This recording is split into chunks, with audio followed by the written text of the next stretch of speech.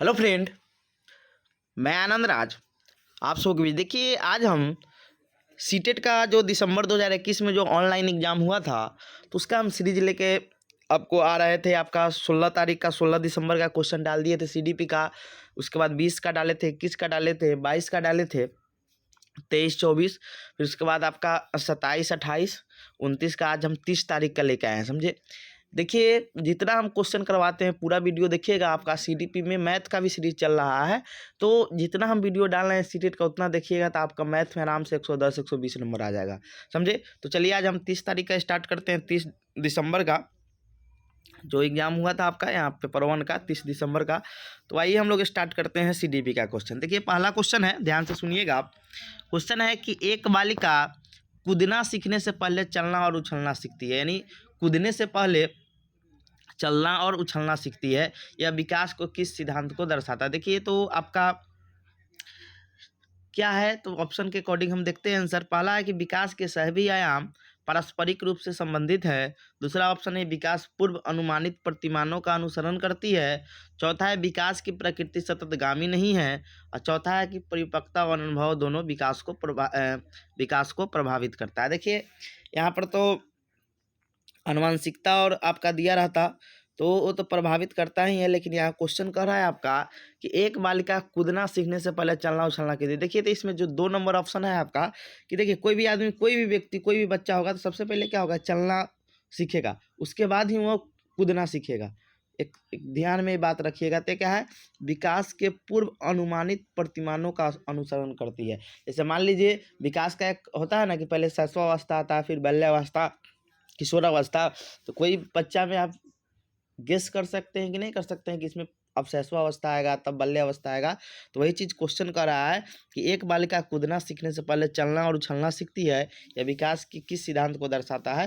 तो विकास पूर्व अनुमानित प्रतिमानों का क्या करती है, अनुसरण करती है, समझे। परिपक्वता अनुभव तो दोनों विकास को प्रभावित करता है, लेकिन यहाँ पर उससे रिलेटेड ये चीज़ नहीं है, समझे। बोला कूदने और खेलने से रिलेटेड। इसका एक का आंसर क्या हो जाएगा आपका, 2 नंबर हो जाएगा। दूसरा क्वेश्चन है कि बालकों में वृद्धि और विकास में क्या शामिल है। देखिए, कह रहा है कि वृद्धि और विकास का कॉमन चीज़ क्या है। तो देखिए, वृद्धि और विकास, वृद्धि जो होता है उसमें मात्रात्मक परिवर्तन होते हैं, और विकास में मात्रात्मक और गुणात्मक दोनों परिवर्तन। अब बोल रहा है कि दोनों में क्या शामिल रहता है। देखिए, मात्रात्मक परिवर्तन दोनों में शामिल रहता है, समझे। आपका गुणात्मक परिवर्तन सिर्फ किस में रहता है, सिर्फ विकास में रहता है, समझे। ये ऑप्शन गलत हो गया।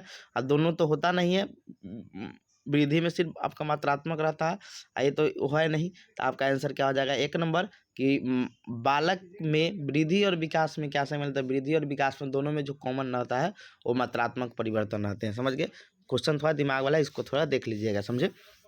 दोनों में पूछ रहा है कॉमन, तो वृद्धि आपका मात्रात्मक होता है, विकास मात्रात्मक गुणात्मक दोनों होता है। और दोनों में पूछ रहा है वृद्धि और विकास दोनों में कॉमन क्या होता है, नहीं दोनों में क्या शामिल रहता है, तो मात्रात्मक परिवर्तन। नहीं, 2 का आंसर क्या हो जाएगा आपका, 1 नंबर हो जाएगा, समझे। अगला क्वेश्चन है कि निम्नलिखित में कौन सा कारक भौतिक और सामाजिक दुनिया की जटिल शक्तियों को संबोधित करता है, जो कि किसी बालिका के अनुभव को उसके विकास के दौरान प्रभावित करते हैं। देखिए, ये जो आपका क्वेश्चन है कि निम्नलिखित में कौन सा कारक कह रहा है कि भौतिक एवं सामाजिक दुनिया की जटिल शक्तियों को संबोधित करता है।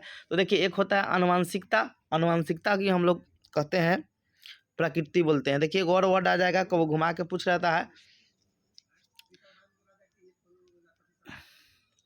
प्रकृति दे देगा आनुवंशिकता, या इसी को हम हेरिडिटी बोलते हैं, इसके जगह पर भी दे देता है, समझे, आनुवंशिकता। और एक होता है लालन पालन या भरण पोषण, जो भी बोले, लालन पालन याद रखिएगा। इसको हम लोग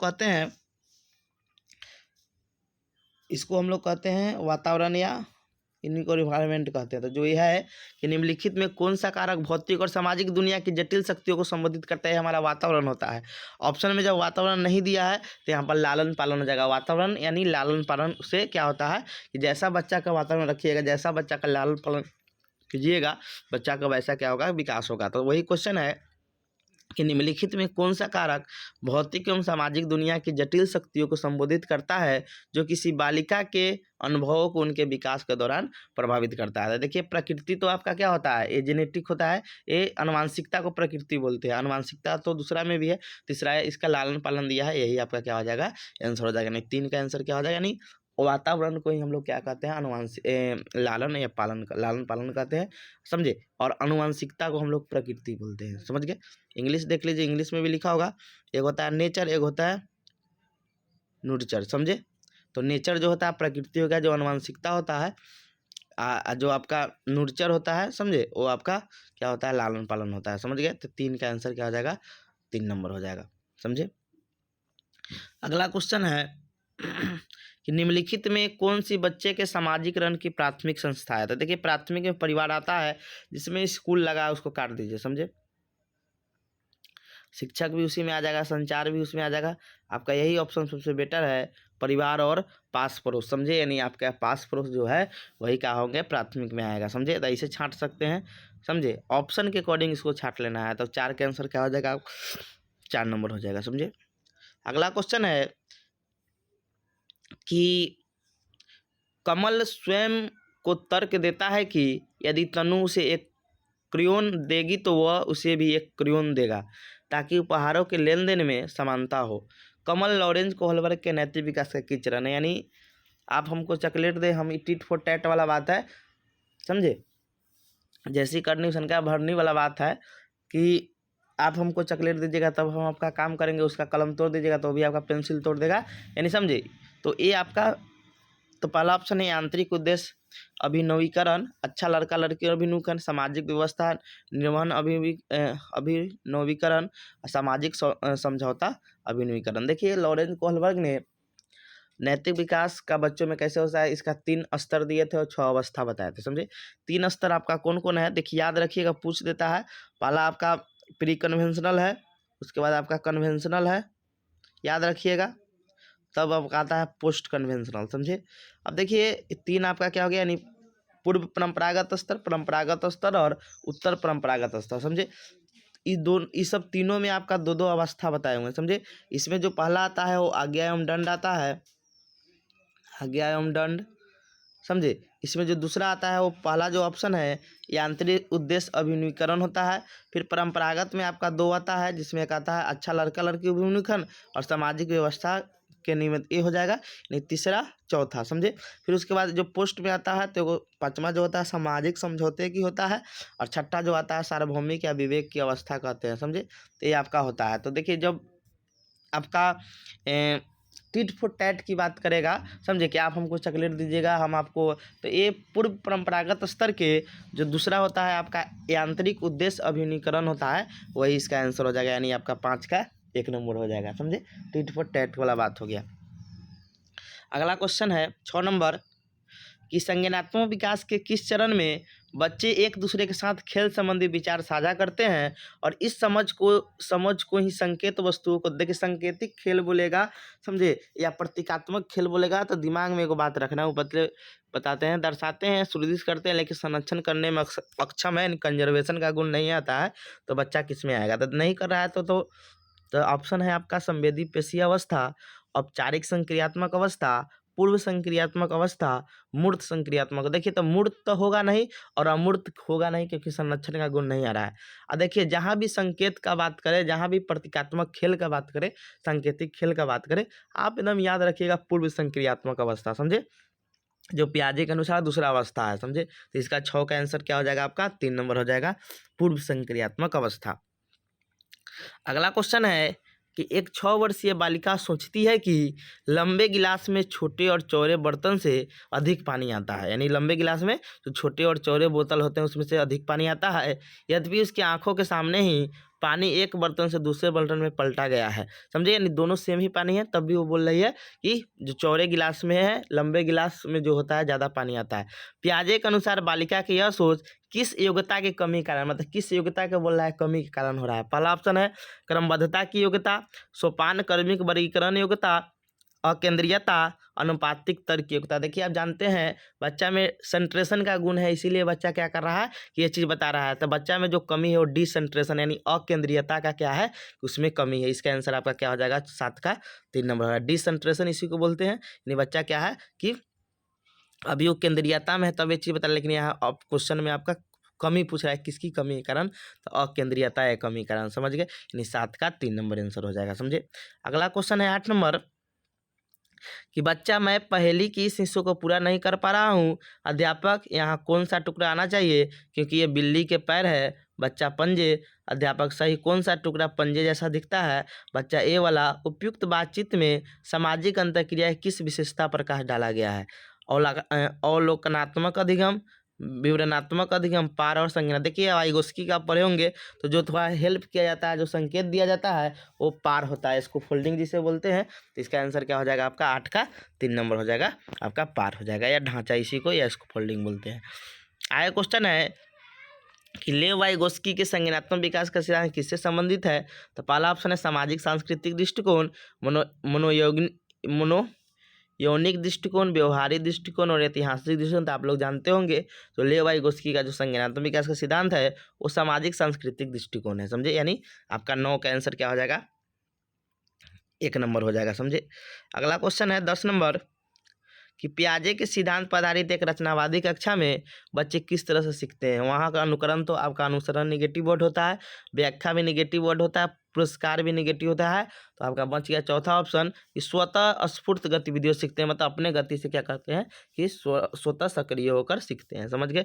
तो आपका 10 का 4 नंबर आंसर हो जाएगा। अगला क्वेश्चन है 11 नंबर कि हार्वर्ड गार्डनर के बहुबुद्धि सिद्धांत के अनुसार यदि किसी व्यक्ति में दूसरे के अभिप्राय, भावनाओं, व्यवहारों को समझने की योग्यता है उसमें निम्नलिखित कौन सी। देखिए जहाँ दूसरा का बात कर देगा ना तो इंग्लिश इसका याद रखिएगा। देखिए जब अपने में बात करें कि जब हम अपने कमजोरी, उसकी अपने भावना को जानते हैं या अपने संवेग को जानते हैं तो इसको हम लोग बोलते हैं, इंग्लिश में याद रखिएगा इस क्वेश्चन को, समझे। जब अपने बारे में बोलेगा तो इंट्रापर्सनल इंटेलिजेंस, समझे। जब दूसरे के बारे में बोलेगा कि दूसरे के भावनाओं को समझ रहे हैं यानी इंटरपर्सनल, यानी नहीं बोलते कि हमारे ज़िंदगी में इंटर कर गया, यानी दूसरे के ज़िंदगी में आप इंटर कर गए। जब दूसरे के बारे में बात बोलेगा ना तो याद रखिएगा इंटरपर्सनल इंटेलिजेंस, समझे। और जब अपने बारे में बोलेगा तो इंट्रा, जो 1 नंबर ऑप्शन है इंट्रापर्सनल इंटेलिजेंस यानी अपने बारे में, और 4 नंबर जो ऑप्शन है इंटरपर्सनल इंटेलिजेंस ये आपका दूसरे के बारे में। तो इसका जो कह रहा है कि दूसरे का बोल रहा है तो इसलिए इसका अंतः व्यक्तित्व इसका आंसर हो जाएगा, समझे। इसका आंसर क्या हो जाएगा अंतः व्यक्तित्व बुद्धि हो जाएगा, यानी आपका 11 का 4 नंबर हो जाएगा। अगला क्वेश्चन है 12 नंबर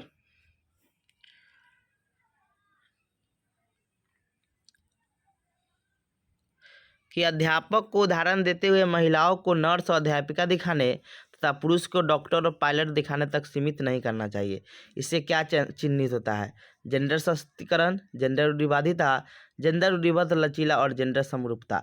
तो क्या आंसर होगा आप लोग बता सकते हैं कि कह रहा है कि अध्यापक जो है उसको उदाहरण देते हुए महिलाओं को नर्स और अध्यापिका दिखाने में तथा पुरुषों को डॉक्टर और पायलट दिखाने तक सीमित नहीं रखना चाहिए, फिक्स नहीं करना चाहिए। तो ये जेंडर रूढ़िबद्ध लचीलापन ले आ रहा है, समझे। यानी जेंडर स्टीरियोटाइपी फैसिलिटी का बात कर रहा है, समझे। यानी कह रहा है कि जो आदमी मतलब महिला है वो क्या है आपकी, वो क्या हो सकती है कि कुछ भी कर सकती है, वो डॉक्टर भी बन सकती है, पायलट भी बन सकती है, समझे। तो ये चीज़ क्या करना चाहिए, उसको फिक्स नहीं करना चाहिए। तो वही बहुत अच्छा है कि अध्यापक को उदाहरण देते हुए महिलाओं को क्या करना चाहिए कि महिलाओं को नर्स और अध्यापिका दिखाने में तथा पुरुषों को डॉक्टर और पायलट दिखाने तक सीमित नहीं रखना चाहिए। ये इससे क्या चिन्हित होता था, जेंडर रूढ़िबद्ध लचीलापन, या लचीलापन ले आना चाहिए धारणा में, समझ गए। उसमें आप चेंज कर सकते हैं, यानी 12 का आंसर 3 नंबर हो जाएगा।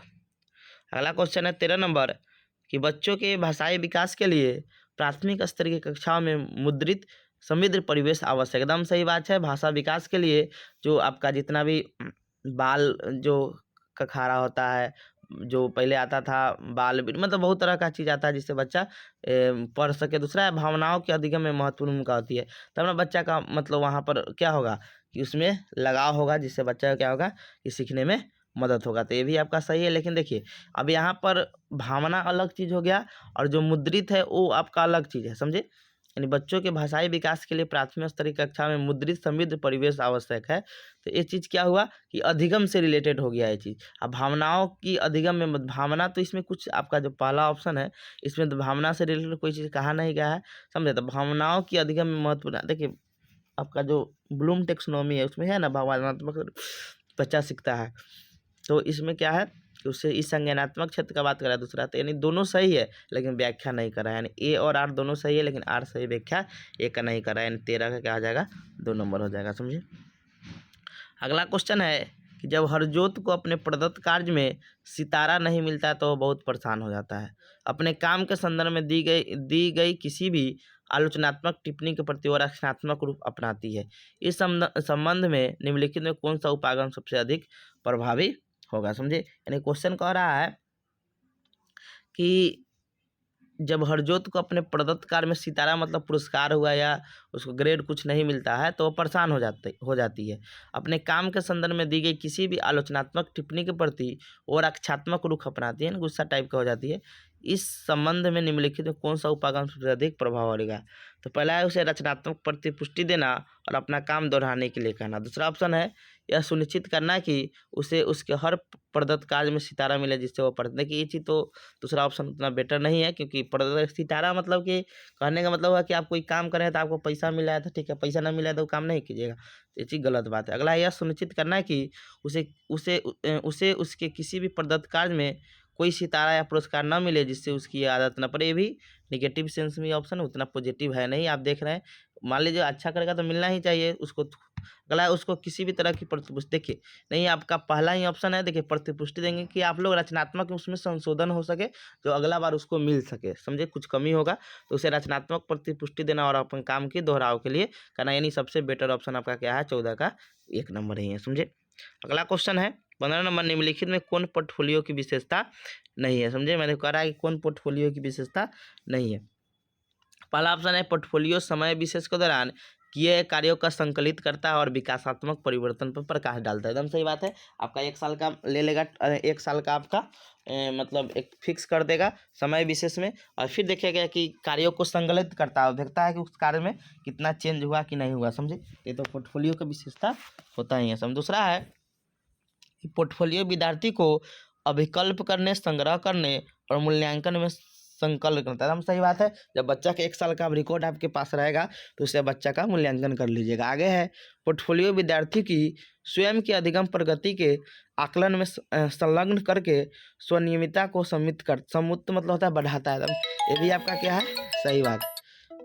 समझे, ये भी आपका क्या है सही बात है। समझे। आगे आपका है, एक मिनट, आगे है आपका, ये हो गया। आगे है आपका चौथा ऑप्शन है, तो ये भी सही है, नहीं 1 2 3 भी सही है। चौथा है पोर्टफोलियो में शब्द परीक्षण और क्यूज होते हैं और अधिगम के उत्पाद को उत्पाद को सुनिश्चित नहीं करता है, उसमें बच्चा को रिकॉर्ड रखा जाता है, उसके आधार पर आप कुछ कीजिएगा, तो ये चीज़ नहीं होता है। तो ये आपका आंसर क्या हो जाएगा 15 का 4 नंबर हो जाएगा। समझिए। तो यही पोर्टफोलियो क्या है विशेषता नहीं है। 16 नंबर क्वेश्चन है आपका कि समान कक्षा में विशेष आवश्यकता वाले बच्चों को शामिल करने का उद्देश्य प्राप्त करने के लिए अध्यापकों को करना चाहिए। यानी करा है कि समान कक्षा में विशेष आवश्यकता यानी जो स्पेशल नीड के स्टूडेंट है। तो पहला ऑप्शन है बालक विशेष के मौजूद पक्ष, रुचि और आवश्यकता की पहचान करना। दूसरा है व्यक्तिगत विभिन्नता का निराधार करना और एक समान, देखिए एक समान बोल दिया और व्यक्तिगत विभिन्नता को आप खत्म नहीं कर सकते हैं, तो 2 नंबर तो ऑप्शन गलत ही हो गया। समझे। तीसरा है कि अधिगम को सहज बनाने के लिए आकलन युक्तियों का अनुकूल करना। एकदम सही बात है। सहज बनाने के लिए हम आकलन युक्तियों का अनुकूलन करेंगे, उसमें थोड़ा चेंज भी कर सकते हैं, तो सही है। प्रत्येक के लिए व्यक्तिगत शिक्षा बना। देखिए तो इसमें आपका जो आपका इसमें है तो 2 गलत है। समझे। और प्रत्येक के लिए व्यक्तिगत शिक्षा ये भी ठीक है कि बच्चा के लिए जो स्पेशल होगा उसको हम वहाँ पर पूरा कराएंगे समान कक्षा में। अब पाला है कि बालक विशेष के मौजूद पक्ष, रुचि और आवश्यकता को भी हम पहचान करेंगे, उसके अकॉर्डिंग पढ़ेंगे। यानी आपका 1 2 4 सही है, आपका 2 1 3 4 सही है, 2 आपका क्या है गलत है। समझे। यानी 2 नंबर, यानी 16 का क्या आ जाएगा 3 नंबर हो जाएगा। समझे। ऐसे भी आप देख सकते हैं कि 2 नंबर ऑप्शन जो है आपका 1 2 1 और 4 में तो कटिए गया। 2 नंबर में आपका जो है आपका 2 नंबर जो ऑप्शन दिया हुआ है इसमें, तो उसमें आपका 4 नंबर सही है जो नहीं दिया है। समझे। तो इसका 3 नंबर आंसर हो जाएगा। 16 का 1 3 4 सही है। समझ गए। अगला क्वेश्चन है कि प्रकाश, ध्वनि, स्पर्श और अन्य सांवेगिक जानकारी के प्रति संवेदनशीलता संचारण में शाब्दिक क्षीणता और अशाब्दिक होना, नृत्य क्रमों और अन्य व्यक्तियों के प्रति निर्भरता और दूसरे से नज़र चुराने किसका प्राथमिक लक्षण है। देखिए आप लोग पढ़े होंगे, देखिए श्रवण में तो बच्चा सुनता नहीं है, बौद्धिक क्षमता में इससे कोई मतलब है नहीं, और दृष्टि तो होगा नहीं। देखिए एक होता है ऑक्टिज्म जो बोलते हैं, स्वॉलिन स्पेक्ट्रम, इंग्लिश में इसको क्या बोला जाता है, ऑक्टिज्म बोलते हैं, समझे। यानी इसमें बच्चा क्या होता है कि अपने में क्या रहेगा कि लीन रहता है बच्चा, समझे। इसमें क्या रहता है, अपने में लीन रहेगा, एक कमरा में बंद रहेगा, समझे। तो लिखा है कि प्रकाश, ध्वनि, स्पर्श और अन्य सांवेगिक जानकारी के प्रति असंवेदनता, यानी एक रूम में रहेगा तो पता ही नहीं चलेगा क्या अति हो रहा है। संचारण में शाब्दिक क्षमता और अशाब्दिक होना, नित्य क्रमों में अन्य व्यक्तियों के प्रति निर्भरता और दूसरे से नजर चुराना, नहीं अपने में लीन रहता है, समझे। तो ऐसे बच्चों को हम क्या कहते हैं, स्वलीन स्पेक्ट्रम वाले बच्चे, यानी इसको ऑक्टिज्म बोला जाता है। यानी 17 का आंसर 3 नंबर हो जाएगा।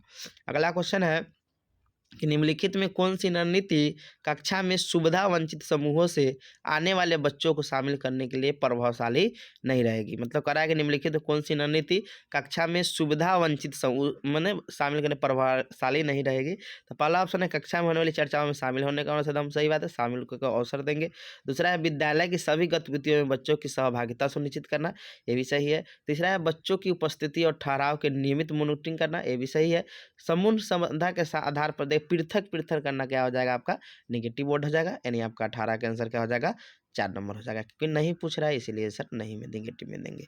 19 नंबर क्वेश्चन है, मिलान करने वाले हैं कि निम्नलिखित को मिलान कीजिए, समझे। मिलान कर सकते हैं, आप जानते होंगे, सब चीज़ पढ़े हैं, तो इसको हम मिलान कर देते हैं। देखिए उसके बाद आप कर लीजिए। देखिए डिस्कैलकुलिया होता है तो किसमें क्या होता है, ये गणना संबंधी क्या होता है, हम गलती करते हैं, यानी गणितीय गणना करते हैं, इसी का 3 हो जाएगा।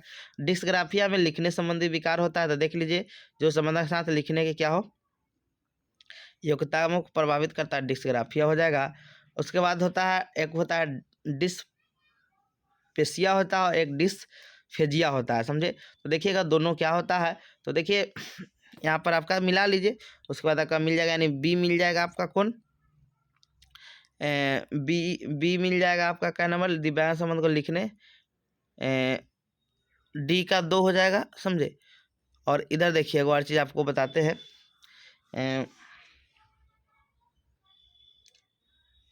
देखिए यहाँ ध्यान दीजिएगा तो आपको पता चल जाएगा। और डिस्फेजिया जो होता है ना, इसमें भाषाई में तो डिस्फेजिया को इंग्लिश में डिस्फेजिया है। तो इसमें क्या होता है कि बच्चा भाषा संबंधी संप्रेषण करने में उसको दिक्कत होता है, बातचीत करने में दिक्कत है। आपका जो प्रोक्सिया होता है, उसमें हम संतुलन या सूक्ष्म गत्यात्मक नियंत्रण या गतिबोधक समन्वय करने में, काम करने में हमको कटाएंगे, हाथ हिलते उलते रहता है, समझे। संतुलन नहीं होगा, छोटा चीज़ हम नहीं कर पाएंगे, समझे। इसको हम लोग कहते हैं डिस्प्लेक्सिया कहते हैं, समझे। तो आप मिला सकते हैं, समझे, सिंपल है, मिला दीजिए, कोई बड़ी बात नहीं है। आपका डिस्पेक्सिया 1 का 4 हो जाएगा, डिस्पेक्सिया क्या हो जाएगा, 1 नंबर हो जाएगा, कैलकुलेटर 3 हो जाएगा, 4 हो जाएगा। यानी 1 का 4 देख लीजिए किधर है, अब बी का 1, 1 का 4, 1 का 4, अब बी का 1, यानी देखिए 2 नंबर 4 नंबर में 1 का 4 है, लेकिन बी का 1 का नंबर है, 4 नंबर है, इसीलिए इसका आंसर क्या हो जाएगा आपका 19 का 1 नंबर हो जाएगा, 4 नंबर हो जाएगा, समझे। 19 का क्या हो जाएगा, 4 नंबर हो जाएगा, समझ गए। अब देखिए याद रखिएगा, डिस्पोक्सिया में क्या होता है, संतुलन नहीं कर पाता है। और डिस्फेक्सिया में क्या होता है, डिस्पेक्सिया में क्या होता है कि भाषा पर उसको मतलब लैंग्वेज डिसऑर्डर रहता है, समझे। इंग्लिश में भी देख सकते हैं। डिस्ग्राफिया में क्या होता है कि लिखने संबंधी एबिलिटी नहीं होता है। डिस्कैलकुलिया में हम कैलकुलेशन बच्चा नहीं कर पाता है, समझे। और आपका डिस्प्रेक्सिया में क्या होता है कि वो बैलेंस नहीं कर पाएगा, समझे। तो ये 19 का क्या हो जाएगा, 4 नंबर हो जाएगा। 20 नंबर क्वेश्चन है कि अध्यापक किस तरह से रचनात्मक चिंतन को पोषित कर सकता है। शिक्षार्थियों पर सतत रूप से निगाह रखकर। दूसरा, प्रत्येक विद्यार्थी निपुणता से कुछ कम भी अपेक्षित नहीं रखना, कुछ भी कैसे नहीं रखिएगा तो गलत हो जाएगा। शिक्षार्थियों को समस्या को समझाने के लिए भिन्न भिन्न तरीकों का अपना का अवसर देना, हम सही बात है कि बच्चा को हम क्या करेंगे कि अवसर देंगे कोई समस्या का समाधान करने, तो ये पॉजिटिव आंसर है। शिक्षार्थियों के लिए बहुत सी कठिन गतिविधियों का चरण करना, उन्हें अनुसरण करने के निर्देश देना निगेटिव होता है। निगाह रखने से कुछ होगा, पढ़े नहीं कीजिएगा, निपुणता भी निगेटिव है। तो आपका 1, 3, 1, 2, 4 गलत है, तो बच गया आपका 1 नंबर ऑप्शन। विद्यार्थियों को समस्या के समाधान के लिए भिन्न भिन्न तरीके अपनाने का अवसर देना, यानी 20 का 3 नंबर आंसर हो जाएगा। 21 नंबर क्वेश्चन है कि बच्चे को किसी समस्या का समाधान ढूंढने के लिए सही क्रम को अपनाना, किस क्रम को अपनाना चाहिए। देखिए सबसे पहले हम क्या करते हैं कि समस्या को पहचानते हैं, कोई भी होगा, फिर समस्या का हम क्या करते हैं कि एक तरह का हम क्या उसको बोलते हैं, मतलब विश्लेषण टाइप का करते हैं, समझे। तो आपका जो इसका आंसर हो जाएगा आपका, तो देखिए सबसे पहले समस्या का हम पहचान, इंग्लिश देख लीजिए क्या होगा, इंग्लिश में देख लीजिए। तो आपका जो है कि बच्चों की किसी समस्या का समाधान ढूंढने में किस क्रम को अपनाना चाहिए। तो देखिए सबसे समस्या की पहचान है, फिर उसके बाद है आपका परिकल्पना बनाना, फिर परिकल्पना का परीक्षण करना, आंकड़ा का संग्रह करना, समझे। आंकड़ा का संग्रह तो पहले होगा नहीं, समझे। डाटा कलेक्शन कैसे कीजिएगा, पहले समस्या को समझिएगा तब ना। तीसरा ऑप्शन है समस्या को परिभाषित करना, यानी उसके बारे में जानकारी प्राप्त करना। दूसरा है समस्या का विश्लेषण करना। अगला है परिकल्पना बनाना और परिकल्पना का परीक्षण करना, समझे। और चौथा है विश्लेषण करना, आंकड़ा का संग्रह, ये सब होगा नहीं। देखिए इसमें आपका जो इंग्लिश में देखिएगा, इंग्लिश में identity the problem, hypothesis, testing the hypothesis, data collection. दूसरा है डाटा कलेक्शन। तीसरा है define the problem, analysis the problem, hypothesis test. देखिए इसका जो समस्या समाधान में जो हम करेंगे वो सबसे आपका एक नंबर ऑप्शन ही सबसे अच्छा है कि समस्या की पहचान करना, परिकल्पना बनाना, परिकल्पना का परीक्षण करना, आंकड़ा का संग्रह करना, समझे। तो 21 का आपका एक नंबर हो जाएगा, समझे। 22 नंबर आपका है, वह शिक्षिका जो यह मानती है कि उसकी कक्षा का प्रत्येक छात्र अधिक अध्ययन करने से अपना प्रदर्शन सुधारने में सक्षम है। बच्चों की सफलता का श्रेय किसको दीजिएगा, बच्चों की योग्यता को, बच्चों के प्रयत्न को, बच्चों की घबराहट को, अनुवांशिक। देखिए ये चीज़ क्या है, उसका योग्यता है, यानी 22 का आंसर क्या हो जाएगा आपका, सॉरी क्वेश्चन कर रहा है कि एक शिक्षिका जो यह मानती है कि उसकी कक्षा का प्रत्येक छात्र अधिक अध्ययन करने से अपने प्रदर्शन सुधारने में सक्षम है। बच्चों की सफलता का श्रेय किसको, देखिए योग्यता तो सब में होता है, ये बच्चों के प्रयत्न को देंगे, समझे। यानी ये किसको देंगे, एफोर्ट को देंगे कि बच्चा एफोर्ट कर रहा है, समझे। यानी 22 का 2 नंबर हो जाएगा, समझे।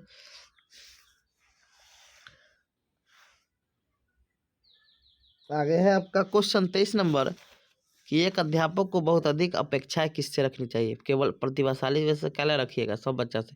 जेंडर और वर्ग को ध्यान में न रखते हुए सब, हाँ एकदम सही बात है, हम सभी बच्चों को रखेंगे, किसी को लड़का लड़की नहीं देखेंगे। सबसे विशेष तो निगेटिव हो गया, ऐसे भी सब 3 नंबर 4 नंबर निगेटिव ही था आपका। 23 का 2 नंबर हो जाएगा। 24 नंबर क्वेश्चन है किस दृष्टिकोण के अनुसार अधिगम एक सक्रिय और सामाजिक है। तो आप जानते हैं सामाजिक संरचनावादी क्या हो जाएगा, इसका आंसर हो जाएगा, समझे। यानी 24 का 1 नंबर हो जाएगा। 25 नंबर है कि पीटर कहता है कि मैं असफल हूँ क्योंकि मैं मूर्ख हूँ, और इसका मतलब है कि मैं हमेशा ही असफल होऊंगा। इसका क्या दर्शाता है, अब सारे चिंतन, स्व यथार्थता, उपलब्धि, परिपक्वता और सीखी ही निसहायता। देखिए तो इसका जो आंसर होगा आपका वो हो जाएगा कि जो सीखी हुई निसहायता मतलब है बेचारगिंग जिसे बोलते हैं, कि लर्न हेल्पनेस। यानी मैं पीटर कहता है कि मैं असफल हूँ क्योंकि मैं मूर्ख हूँ, और इसका मतलब है कि मैं हमेशा ही असफल। ये क्या है, एक तरह का यह सीखी हुई निषेधा, जैसा माहौल में बच्चा रहा होगा वैसा ही चीज़ सीखा हुआ, समझे। तो 25 का 4 नंबर हो जाएगा, समझे। अब सारे चिंतन तो होगा नहीं, और स्वतः यह धारणा मतलब होता है कि वह सही बोल रहा है। देखिए सही बोल रहा है ना, एक तरह का धारणा बना लिया, जैसा माहौल में बच्चा रहा, जैसे मान लीजिए जब रहिएगा, जैसा बच्चा के साथ में कहेगा ना तुम फेल हो जाओगे, वही माहौल, तो उस चीज़ क्या है, तो स्वतः यथार्थता मतलब सही होता है, तो ये चीज़ सही नहीं है।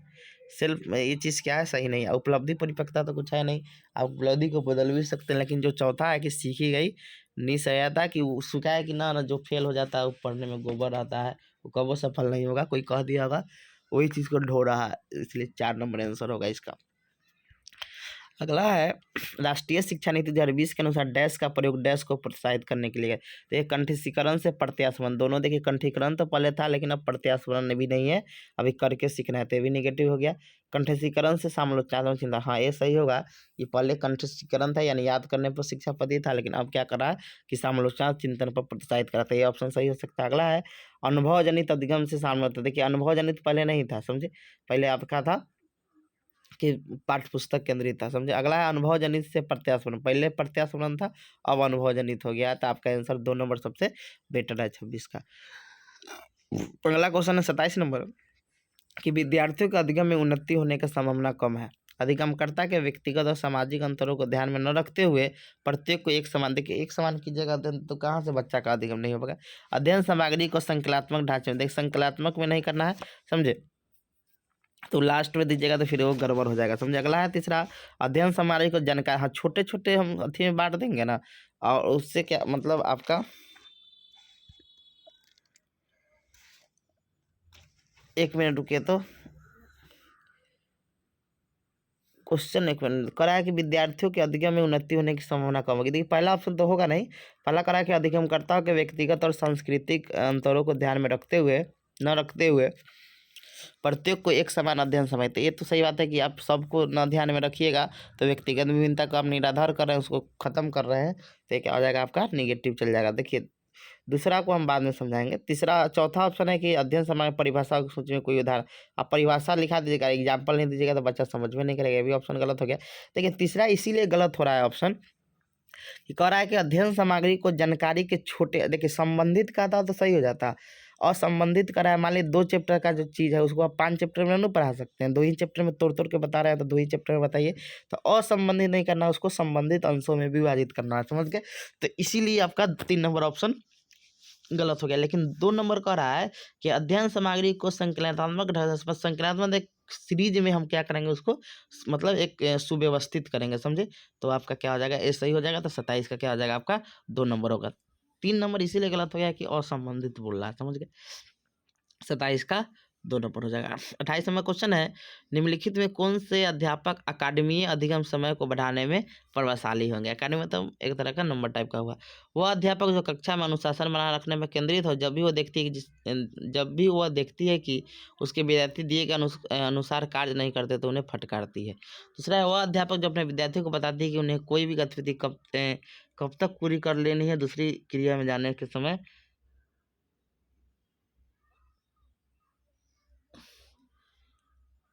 दूसरा ऑप्शन कह रहा है कि वह अध्यापक जो अपने विद्यार्थियों को बताती है कि उन्हें कोई गतिविधि कब तक पूरी कर लेनी है और दूसरी क्रिया में जाने समय संगीत की धुन बजा देती है।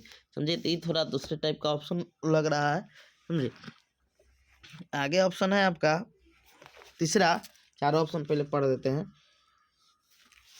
कि वह अध्यापक जो अपने विद्यार्थियों को बताती है कि उन्हें कोई गतिविधि कब तक पूरी कर लेनी है और दूसरी क्रिया में जाने के समय संगीत की धुन दोही गया। वह अध्यापक जो नियमित रूप से कोई गतिविधि करता या करती है और दूसरे की सुविधा के लिए उस गतिविधि को रोक देती है और फिर पुनः पहली गतिविधि कराती है, दूसरा नहीं करवा रही है, पहले ही बार बार करवा रही है, ये तो निगेटिव ही चल जाएगा। अगला है कि वह अध्यापक जो अपने विद्यार्थी से अपेक्षा करता है कि वे एकदम सीधे बैठे और अपना पूरा ध्यान से आप पर से नकल करना, निगेटिव होता है। दूसरा होगा कि वह अध्यापक जो अपने विद्यार्थियों को बताती है कि उन्हें कोई गतिविधि कब तक पूरी कर लेनी है और दूसरी क्रिया में जाने के समय संगीत की धुन बजा देती है, तो एक तरह का मोटिवेशन का काम करेगा, ये आपका ऑप्शन होगा। तो देख लीजिए इंग्लिश में भी कि teacher with the inform the student how long they will have the complete the activity and play music during the time of transmission. समझे। तो ये ऑप्शन आपका सबसे अच्छा लग रहा है, इससे मतलब एक तरह का अकादमी अधिगम होगा, यानी आपका ये आंसर हो सकता है, समझे। यानी आपका 28 का 2 नंबर हो जाएगा। 29 नंबर क्वेश्चन है कि जब कोई विद्यार्थी परीक्षा में असफल होता है तो इसका क्या अर्थ है। बालक ने तो अच्छी तरह से याद नहीं किया था, अभिभावक असफल हो रहे हैं, ये तो होगा ना बालक, मतलब यह व्यवस्था ही असफलता है, यानी 29 का 4 हो जाएगा। 30 है कि विद्यार्थियों को अर्थ ग्रहण करने में अपनी स्वाभाविक रुचियों को पोषित करने के लिए अवसर मिलने चाहिए, जैसा कि तरह तरह की वस्तुओं का उपयोग करना, प्रयोग एवं परीक्षण करना, मानस मंथन करना, चर्चा करना। अधिगम प्रति क्रियाशील और सामाजिक है, दोनों सही है, व्याख्या भी कर रहा है, समझे। क्रियाशील भी है तब ना, मानस मंथन से सब क्रिया से रिलेटेड है, तो आपका 30 नंबर भी क्या है ऑप्शन सही है। 30 का ए हो जाएगा, यानी ए और आर दोनों सही है, और आर व्याख्या भी कर रहा है, समझे। ऐसे ही हम सब सीरीज डालते रहेंगे, समझे। Thank you.